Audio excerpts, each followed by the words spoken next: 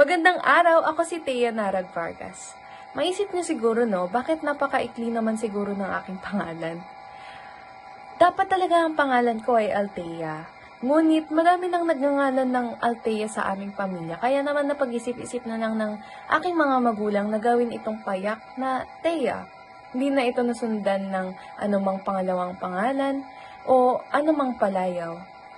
Ang eksplanasyon ng aking mga magulang gusto daw nilang gawing simple o madali para sa akin ang magsulat. Kaya naman, ginawa na lang nila itong napakaikli na Thea. Hindi ako nanggaling sa anumang probinsya o syudad. Dito ako sa Cavite pinanganak at pinalaki ng aking mga magulang. Ngunit, ang aking mga magulang ay galing sa magkaibang mundo. Ang tatay ko galing sa syudad na Binondo. Ang nanay ko naman ay galing sa probinsya na Cagayan Valley. Siya ay naninirahan noon sa Iluru.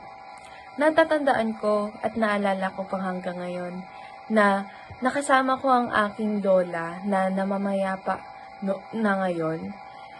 At naturuan niya pa ako ng kanilang lengguwahe. Ito ay tinatawag na Malawig. At ngayon ko lang nalaman na kakaunti na lang ang gumagamit nito sa Pilipinas. Sapagkat ito ay ginagamit lamang sa kanilang bayan. Ang Malawig ay pinagalo-halong banyagang lengguwahe at lokal na lengguwahe dito sa Pilipinas. At masasabi mo talagang kakaiba ito sapagkat may maririnig kang Spanish, may maririnig kang Tagalog, may maririnig ka ding English dito sa lengguwaheng ito. Marami kang makikitang magagandang tanawin sa Cagayan. Isa ko pang natatandaan nung kami ay bumisita ay yung Calao Cave. Dito sa loob ng Calao Cave, may magandang simbahan na parang isang scenery sa Encantadia. Na parang wala ka sa mundong ito, ngunit nasa iba kang mundo at napakaganda talaga sa loob. Dito mo din makikita ang labi ng mga sinaunang tao na naninirahan dito sa Pilipinas. Isa sa mga kulturang o pagkain na natatandaan kong nadala ng aking lola galing pa sa bayan ng Iluru ay yung sinabalu. Ito ay sticky rice sa English na niluto sa kahoy, sa bamboo stick, sa kahoyan, at pinapausok lamang ito. Hindi siya niluluto direkta, ngunit pinapausok lang ito hanggang sa maluto siya. Isa pa, share ko, yung bibingka.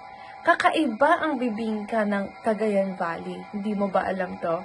Ito ay parang malagkit, ngunit siya ay bibingka. Hindi siya pangkaraniwang na bibingka na parang tinapay.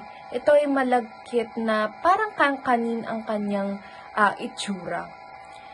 Halatang mahihilig sa mga pagsasayaw at mga folk music ang mga Cagayan, mga nakatira sa Cagayan. Sapagkat ako'y witness na rin ng kanilang pagmamahal sa musika tuwing na bumibisita ako sa aming probinsya. Meron akong natatandaan na kanta. Hindi ito masyadong katutubong kanta o mga tradisyonal na kanta. Ngunit ito ay laging kinakanta at talagang mahal na mga nakatira sa Cagayan. Ito ay Sitsiwit. Kapag ito'y nakita nyo kung paano sayawin, ay baka mapaindak din kayo.